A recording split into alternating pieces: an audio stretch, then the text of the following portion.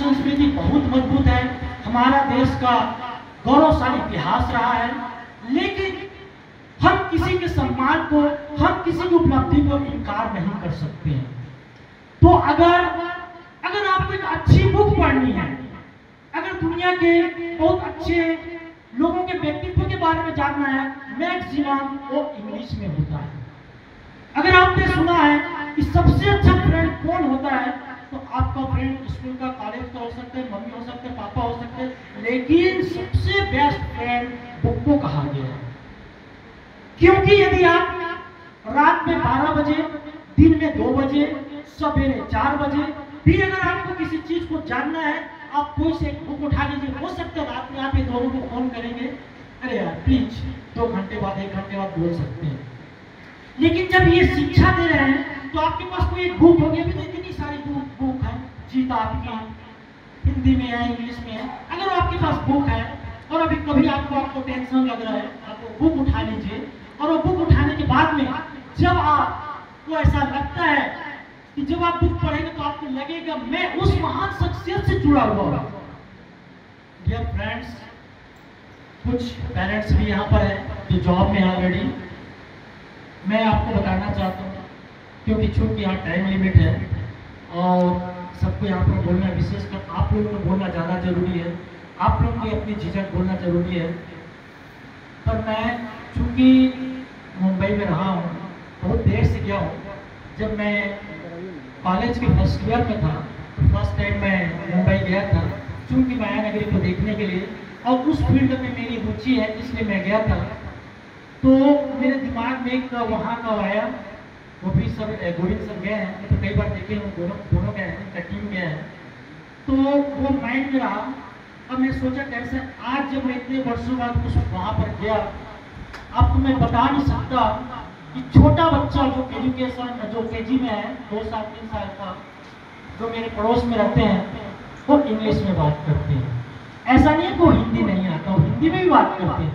चूंकि उनकी लेवल अलग है, वो कंपटीशन ऐसा करना चाह रहे हैं, वो कुछ ऐसा अचीवमेंट चाहते हैं, वो अपने पेरेंट्स का नाम ऊंचा करना चाहते हैं। पैसा तो चाहिए भाई, है ना, पेट चलाना है, परिवार चलाना है, घर चलाना है, तो उसके लिए तो रोजगार और रोजी रोटी तो करनी पड़ी। अब क्या किया जाए? पर जब आप कंपटीशन के लिए जाते हैं, वहां पर आपकी कंपटीशन बिलासपुर से, जांजगीर चांपा से नहीं होता है, वहां पर आपका कंपटीशन छत्तीसगढ़ से होता है।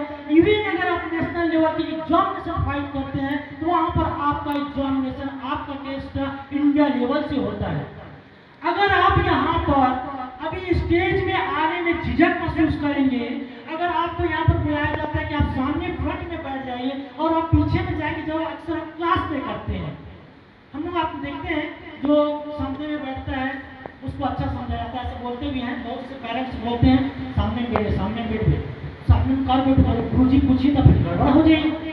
अरे अब गुरु जी जो नहीं पूछते, मैडम जो पूछते, सामने में ही पूछते और सामने वाला। लेकिन अक्सर ये भी देखना कि जो सामने में बैठता है सच में कहीं ना कहीं थोड़े इंटेलिजेंट तो होते हैं। क्यों? क्योंकि वो रिप्लाई करने के लिए रेडी होते हैं। तो कभी भी आपको ऐसे क्लास में, ऐसे सेमिनार में अगर मौका मिलता है, नाउ फ्रॉम टुडे, आज से आप ये निश्चित कर लें, कोशिश कीजिए कि सामने में सबसे पहले बैठे। अगर कोई दूसरा कोई बैठना चाहता है, अगर वो ये चाहता है कि मैं पहली बार जाना चाहता हूँ, मेरे को मौका, तब आप उसको मौका दें।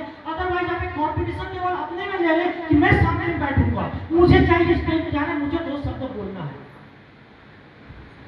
मैं भूतपूर्व ऑफिस सुपरिटेंडेंट हूँ रेलवे का, भूतपूर्व, क्योंकि मैंने रेलवे से रिजाइन VRS ले लिया है। अभी मैं एक्टिंग फिल्म में मुंबई में हूँ, मैंने कुछ सीरियल में भी काम किया है। और अभी जैसा कि गोविंद जी ने कहा, उनकी इच्छा रही है कि वो अपने लेवल को एक ब्रॉड लेवल में ले जाए, न केवल हमारे फील्ड में, हमारे क्षेत्र में। मैंने उनका वेलकम किया। वो बीच बीच में मुंबई जाते रहते हैं, और अभी उनके कुछ समय जाना था, अचानक उनकी स्वास्थ्य खराब हो गई, जिसकी किसी के घर में आप जाओगे तो घर में बैठे वाला, अगर वो 80-90 ईयर एज का बुजुर्ग है तभी बैठा रहेगा, वरना सबके साथ वर्किंग जॉब वाले ही होते हैं। तो आप ठान लीजिए और यहाँ पर जब भी आपको मौका मिले, आज से आप ये ठान लीजिए प्लीज कि कभी भी आपको यहाँ पर मौका मिलता है ना, जिनको मौका भी नहीं मिलता, सर प्लीज मेरे को एक घंटे आने दीजिए और कुछ मत कीजिए, यहाँ तक आइए, my name is this and this and this, I am studies in this class, I am belong to this city, बस इतना बोल के चले जाइए। जब आप यहाँ पर आएंगे, आप उतने में आप देखेंगे कि आपकी इतने लोगों की नजरें रहेंगी, आपके कॉन्फिडेंस